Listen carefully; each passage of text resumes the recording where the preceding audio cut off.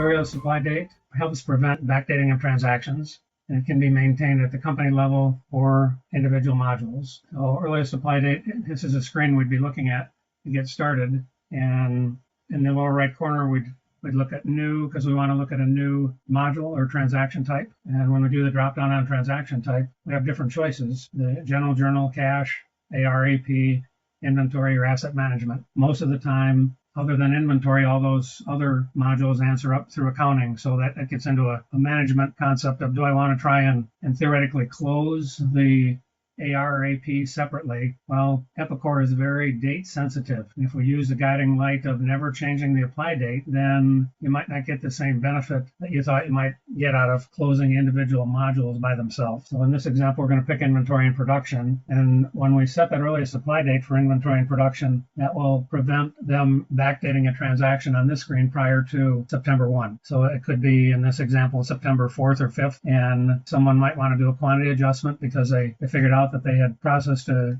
transaction incorrectly late in August. And if the earliest apply date is set to 9/1, it's a fatal error. It will not let them go back to a prior date before the earliest apply date. Operations does not have view or input into this screen. It's just in accounting. Accounting would have the opportunity to change the earliest apply date. If operations came in and said, here's the reason, and they had a discussion, of course, accounting could go change the earliest apply date back to a prior period and then let the operations team process their transaction.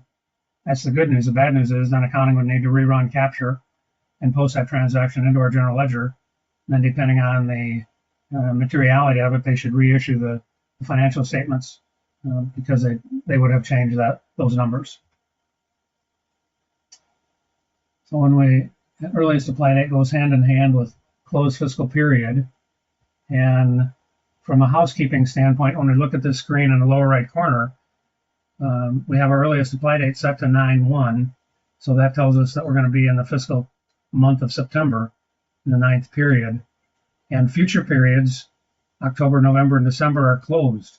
If those are not checked, then people make mistakes when you want to try and minimize that, but we're all human beings and we're going to make mistakes. So if someone enters a transaction from October 3rd instead of September 3rd, and October is not closed, Epicor will take the entry in the transaction and post it in October. Then it could be, if we're entering an accounts payable invoice, we would end up with that invoice in October, not in September. Then at the end of September, our general ledger and our aging would have trouble reconciling or equaling because we had one invoice posted into October incorrectly. So we want to keep future periods closed. And if we looked at fiscal year 2025, we'd want to see all of the periods closed because we don't want to have anything in a future period or a future year. And those are two short topics for today. Earliest apply date was not in Vantage and was not in E9. I think it came available sometime in 10, and it is available in Kinetic. But it does help us prevent backdating of transactions to a previously closed fiscal period. So questions or comments, I can address those next. From Kelsey, what is the difference really between closing the period and changing the earliest apply date? Closing the period is something that we'd want to do after we issue the financial statements. When we look at the date here on this screen, as an example, we'd get done if we're closing August and we're working in early September. So it could be September 10th or so that when we get August closed. So then we want to come into this screen and check on period 8. We'd want to make that closed so that we wouldn't be able to post any transactions back to August fiscal period. And the earliest apply date for inventory and control and inventory and production still could be set to 9/1, and that will help operations team post transactions in the current fiscal period. So one of them is to close the period when we're done issuing the financial statement. We'd come into this screen and check the box closed, and that's closed fiscal period.